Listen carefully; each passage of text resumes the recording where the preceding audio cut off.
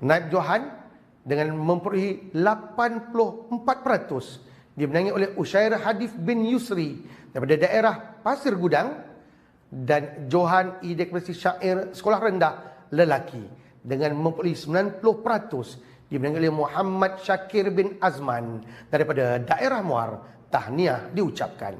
Seterusnya, untuk pertandingan I deklamasi syair perempuan sekolah rendah dengan memperolehi 79%, dimenangi oleh Wan Arina Fasiha binti Wan Muhammad Syukri daripada daerah Johor Bahru. Seterusnya, Naib Johan dengan memperolehi 81%, dimenangi oleh Nur Fatanah binti Zafri daripada daerah Muar, dan Johan dengan 90% disandang oleh Wan Fatnin Arisa binti Wan Azrul daripada daerah Pasir Gudang. Tahniah diucapkan kepada semua pemenang. Seterusnya, pertandingan